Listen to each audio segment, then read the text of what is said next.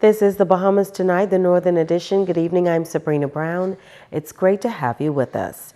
Topping the news tonight, the government has not yet decided who will be the new operator of the Treasure Bay Casino in Lucaya. The lease for the current operator expired earlier this year, but they have been given an extension as the government continues the search for a suitably qualified operator to help to build the island's only gaming facility. Minister responsible Obi Welshcombe has gone on record to say that there are a number of companies expressing an interest in the gaming facility. Tonight we hear from a Bahamian group making a bid, and its leader says they are a serious contender. Natalie Martinborough reports. We've heard the talk about, we need an operator who can do what Bahamas did. Listen, our partners have the money. Former Member of Parliament Sidney Stubbs is heading a joint venture group interested in managing the Treasure Bay Casino. Stubbs, chairman of Celebration Entertainment Gaming, says the group was formed 18 months ago, and the Bahamians involved have a total of 75 years of experience in the gaming industry.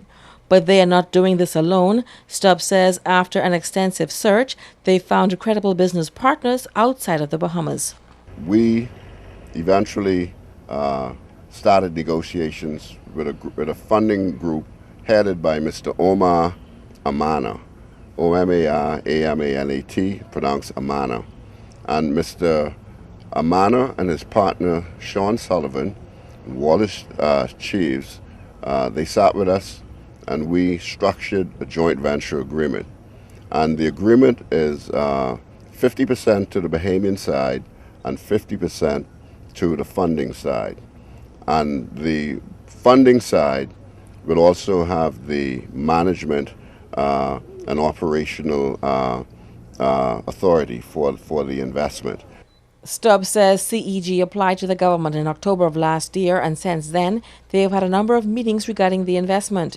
He says despite the naysayers, the investment partners are solid and they have many years of experience in gaming as well. In fact, one of the largest gaming companies in the world, and it's based out of Ireland, is called Hat-Trick Group. That's owned by our funding partners. They also own, Mr. Oman and his team owns 39 hotels across the world, some of them in the Caribbean. The largest new hotel in Turks and Caicos Island, that's owned by Mr. Mana and his partners. And they operate casinos around the world as well. In fact, the partner who would be responsible for the management and operational control of the casino, if CEG gets it, his name is Mr. Wallace Chiefs. Wallace is a casino magnate. He owns casino ships across the U.S. and Latin America. Stubbs says contrary to reports, the CEG group did not withdraw its application. In fact, he says the partners are already looking at other ways to bring business to the island. They've gone out and they've entered talks to buy the Celebration cruise line, and they've informed us and the Port Authority that Celebration last year brought in 182,000 tourists to Grand Bahama. They want to increase that to 400,000 beginning early next year. And they're serious about Celebration, and they're also going to start talks very soon with the Grand Bahama Port Authority about taking out 99-year leases on the Grand Lucayan and Lighthouse Point hotels, because they believe it's a synergistic fit for the casino. Stubbs is appealing to the government to take them seriously and give them a chance to restore the magic to the city of Freeport. Natalie Martinborough, ZNS Network News. Police are investigating 3 separate armed robberies that took place over the weekend. The first occurred on Saturday night when a man walking in the Jasmine Gardens area was reportedly approached by another man armed with a knife who robbed him of his gold chain. The second incident reportedly occurred around 12:35 yesterday afternoon. Reports are that a male and female were tied up and robbed at gunpoint while at their home on West Beach Drive and robbed of an assortment of jewelry. The suspect, who was reportedly wearing a mask and dark clothing, is described as about 6 feet tall and slim build. Police say both victims in this incident were taken to hospital for medical attention. The third robbery was reported almost 3 hours later. The victims, two women in the Barbary Beach area. Police say the women were approached by a man armed with a cutlass who robbed them of $80 in cash. The culprit in this incident was allegedly wearing a white t-shirt, blue short pants, white socks, no shoes, and a black cap. Police are asking anyone with information that could assist with their investigations into these matters to telephone 919-911 or the nearest police station. The attack on the principal of the Jack Hayward High School last week has raised many concerns. Tonight, the Grand Bahama Christian Council is speaking out on the matter. Crime continues to grip headlines in the country. As the government works to address this national issue, the Grand Bahama Christian Council is also concerned about the evil permeating our society. President Bishop Arnold Pinder says, according to 2 Timothy chapter 3 and verse 1, the social ills taking place in the Bahamas are signs that the end time is at hand. Boys raping their mother. A pastor's wife was raped while doing her chores at the church in Nassau.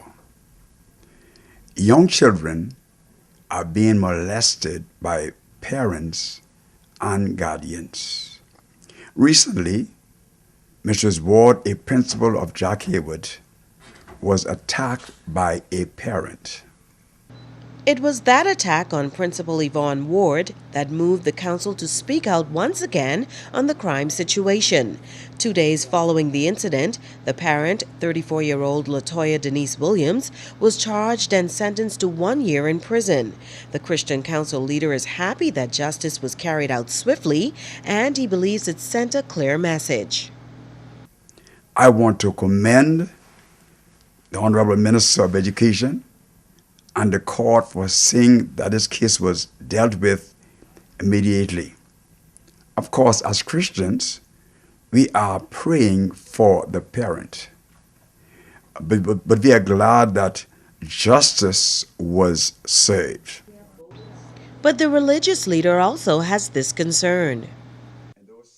The Honorable Minister must be careful how he handles any other child or children that she have in school, because education is very important.